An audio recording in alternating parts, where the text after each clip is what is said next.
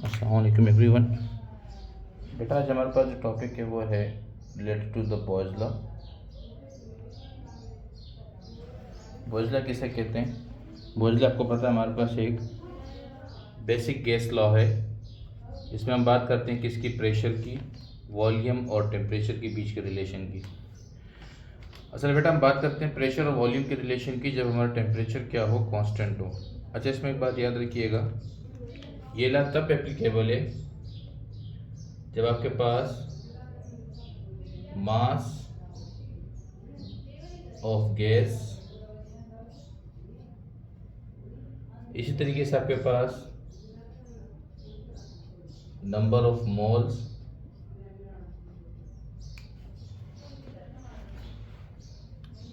जब number of moles और mass of gas से कांस्टेंट होगा बेटा, ये चीज़ आपने कांस्टेंट रखनी है। जब ये कांस्टेंट तो नंबर ऑफ मोल्स कांस्टेंट, और नंबर ऑफ मोल्स कांस्टेंट होने का मतलब है कि आपका यूनिवर्सल गैस कांस्टेंट जो आर है वो भी क्या होगा?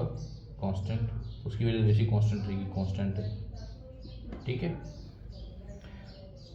तो जब बॉडी का टेम्परेचर या किसी गैस का टेम्परेचर कांस्टेंट हो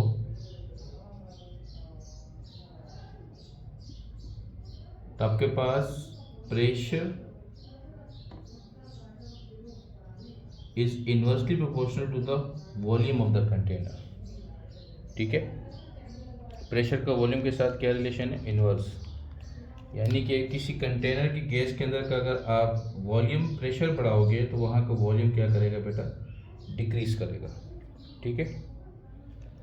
और अगर मैं इसको प्रोपोर्शनलिटी ख़त्म करता हूँ तो हमारे पास क्या आ जाएगा? कांस्टेंट कोई भी आ जाएगा, उसे मैं कह देता हूँ के। और अगर मैं इसको रिलेशन इस तरह बनाऊँ तो बेटा ये ऐसे भी हो सकता है कि the product of P V is equals to constant which is K, और वो कॉन्स्टेंट क्या हमारे पास? टेम्परेचर है। ठीक है। यहाँ तक ये रिलेशन याद रखिएगा। इसके बाद आगे चल के मैं आपको इसके कुछ ग्राफ समझाता हूँ।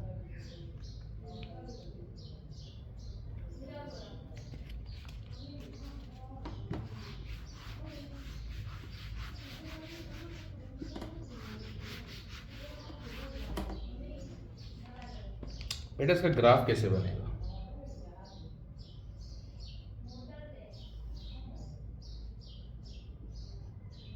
अगर मैं इसका ग्राफ बनाता हूँ तो हमने भी रिलेशन पढ़ा। रिलेशन क्या है?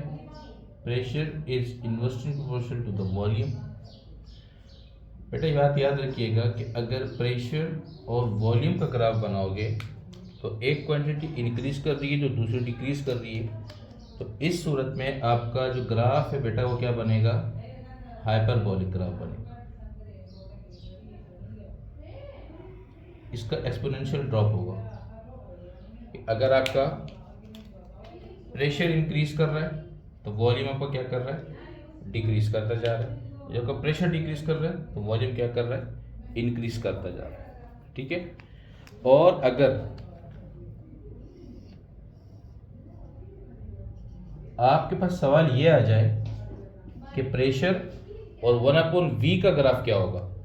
बेटा प्रेशर और 1/v, देखिए अगर मैं 1/v को कांस्टेंट मान लूँ तो प्रेशर और 1/v का रिलेशन डायरेक्ट बन रहा है। तो इसी वजह से इनका जो ग्राफ होगा वो आपके पास क्या होगा? वो एक स्ट्रेट लाइन बनेगी। क्या बनेगी? Straight line. ठीक है। यहाँ तक बात समझ आ गई? आगे चलते हैं। बेटा मेरे पास कुछ सवाल हैं आपके लिए, कुछ क्वेश्चन हैं, उसे डिस्कस करते हैं।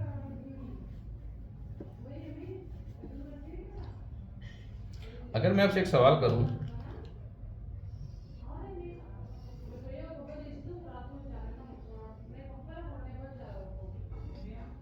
ये ग्राफ है मेरे पास P वर्सेस 1/v का, और यहाँ मेरे पास तीन तरीके के कर्व आए, मुझे तीन तरीके के स्लोप मिले।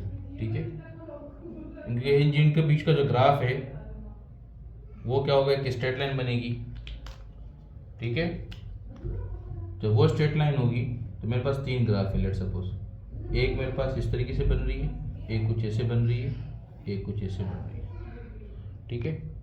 इसे मैं कह देता हूँ, ये स्ट्रेट लाइन ग्राफ जो है वो कांस्टेंट रिप्रेजेंट कर रही है, वो कांस्टेंट टेम्परेचर T1 है, ये T2 का ग्राफ है, ये T3 का ग्राफ है। आपसे मैं सवाल करूं कि मुझे ये बताएं कि किसका स्लोप ज़्यादा है या कौन सा टेम्परेचर ज़्यादा होगा और क्यों ज़्यादा होगा। तो बेटा आप लोग तो बोलोगे सर टेम्परेचर तो कांस्टेंट है बॉयज लॉ के अंदर, प्रेशर और वॉल्यूम का इन्वर्स रिलेशन है। देखें इसको इस तरह समझें।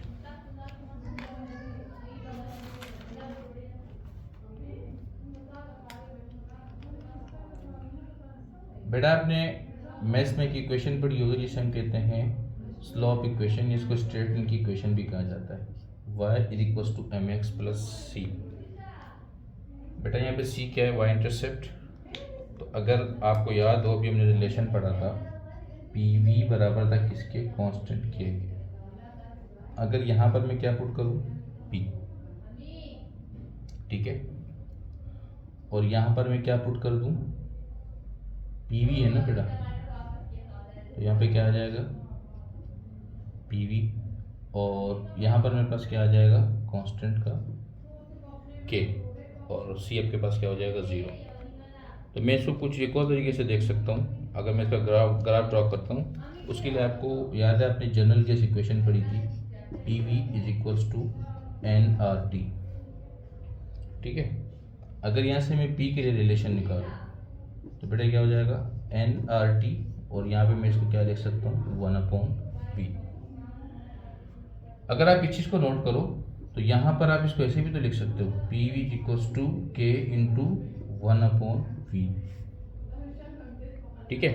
बात समझ आ गई यहाँ तक। अब देखो, अब अगर मैं इस चीज़ को इस इक्वेशन में पुट करूँ, बेटा y की जगह क्या आ जाएगा आपके पास p, y की जगह क्या आ गया p, x की जगह क्या आ रहा है आपके पास 1/v, क्या आ रहा है 1/v, और m आपके पास स्लोप किसको रिप्रेजेंट कर रहा है, k रिप्रेजेंट करेगा स्लोप को।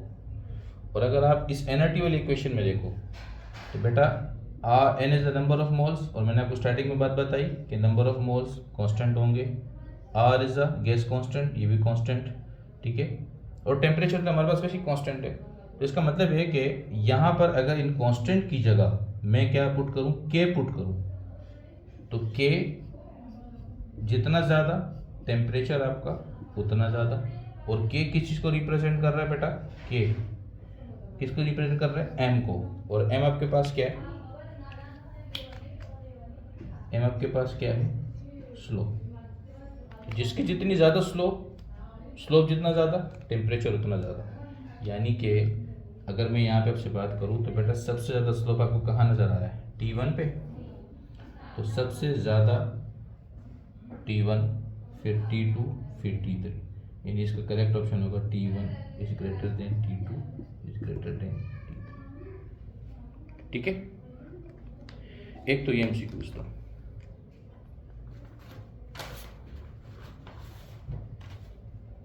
और बेटा इस तरीके से एक दो और एमसीक्यूज है, उसे भी डिस्कस करते हैं। समझ आ गई यहाँ तक बात।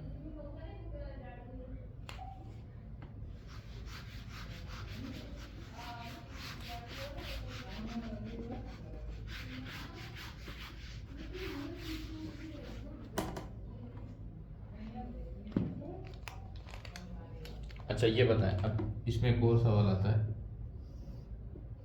ग्राफ P और V का ग्राफ है इस तरीके। आप मुझे बताएं कि अगर मैं बात करूं इस X पॉइंट पर और इस Y पॉइंट पर, इन दोनों पे टेम्परेचर कहाँ ज़्यादा होगा, T X पे ज़्यादा होगा या T Y पे, या दोनों पे बराबर होगा। तो बेटा दोनों पे क्या होगा बराबर होगा, क्योंकि अभी हमने ये रिलेशन पढ़ा है कि पी वी बराबर है किसके कांस्टेंट के, और उस कांस्टेंट पे क्या होता है टेम्परेचर कांस्टेंट रहता है। इसी ग्राफ को हम क्या कहते हैं आइसोथर्म ग्राफ कहा जाता है कि टेम्परेचर आपका क्या रहता है बेटा कांस्टेंट रहता है। इस ग्राफ को हम क्या कहते हैं आइसोथर्म ग्राफ, ठीक है। अब इसमें एक और एमसीक्यूज आपके पास क्या बनता है, एक और एमसीक्यूज आपके पास ये आ सकता है ग्राफ के हवाले से कि ये बताएं पी वी वर्सेस वी का ग्राफ कैसा होगा। तो बेटा पीवी का जो प्रोडक्ट है किसके बराबर है, कांस्टेंट के। तो पीवी के अपोजिट में कुछ भी आ जाए उसका ग्राफ क्या रहेगा, कांस्टेंट रहेगा। और कांस्टेंट ग्राफ किस तरीके का होगा, कुछ ऐसे स्ट्रेट लाइन बनेगी। ठीक है, ऐसे पीवी वर्स से अगर वी आ जाता है तब भी आपके पास ग्राफ क्या होगा, स्ट्रेट लाइन होगी। ठीक है, स्ट्रेट हॉरिजॉन्टल लाइन। ओके बेटा, यहाँ तक बात समझ आ गई। अच्छा, एक और सवाल आता है, एक ग्राफ का बड़ा प्यारा सवाल है। सवाल आपके पास है, कहता है what is the slope of graph of log P versus log V at constant temperature. आपसे पूछता है कि बताओ स्लोप ऑफ ग्राफ V और log V और log P का ग्राफ क्या होगा अगर टेम्परेचर कांस्टेंट है आपके पास। ठीक है बेटा, इसे मैं रफ कर रहा हूँ, इसको हम सॉल्व करते हैं पहले, फिर इसका ग्राफ बनाते हैं।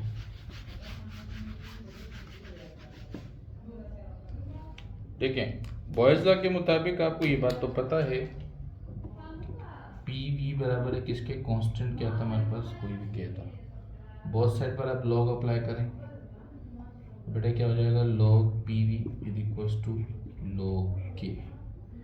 आपने मेट्रिक क्लास के अंदर क्लास 9 में ये रिलेशंस पढ़े कि जब भी आपका लॉग जो है वो क्या होता है, अगर किसी प्रोडक्ट पे अप्लाई होता है तो बेटा उसका जब वो अप्लाई होता है तो उसको सम के बराबर हो जाता है, यानी कि लॉग ए प्लस लॉग बी के। तो इसी तरीके से ये आपके पास क्या हो जाएगा, log P plus log V is equals to log K। बेटा इसी वाली टर्म को आप उधर ले जाएं तो ये क्या हो जाएगा, log P is equals to log K minus का log V। ठीक है, अगर मैं इसको थोड़ा सा चेंज करके लिखूं तो मैं इसको ऐसे लिख सकता हूं कि log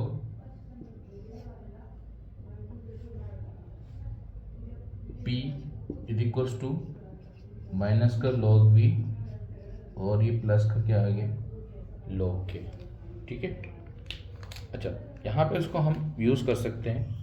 अभी मैंने आपको स्ट्रेट लाइन स्लोप की इक्वेशन बताई थी, उसी को अप्लाई करते हैं। क्या थी, y is equals to M X plus C. बेटा y पे क्या आ रहा है, log P। ठीक है, और x किसको रिप्रेजेंट कर रहा है, log V को। तो स्लोप क्या रिप्रेजेंट कर रहा है बेटा, ये माइनस का साइन, यानी कि माइनस का 1 क्या है, स्लोप। यानी कि अगर मैं इसको आपको इसका ग्राफ बना के दिखाऊं तो इसका ग्राफ किस तरीके से बनेगा, इसको थोड़ा देखिए।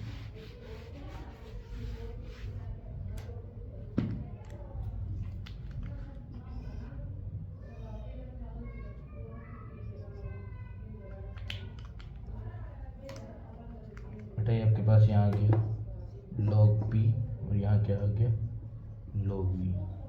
स्लोप कैसा आ रहा है, -1। बेटा नेगेटिव में स्लोप किस तरह बनता है, कुछ इस तरीके से, नेगेटिव स्लोप। इस साइड पर आपके पास 135 डिग्री बन रहा है, दिस इज 45 डिग्री, और -1 की बात है तो सब में 45 डिग्री पे क्या होता है, 1। ठीक है, बात समझ आ गई यहाँ तक आप लोगों को। थैंक यू बेटा, इंशाल्लाह नेक्स्ट टाइम हम मज़ीद MCQ डिस्कस करेंगे। और अगर कोई भी कन्फ्यूजन हो तो please write in the comment.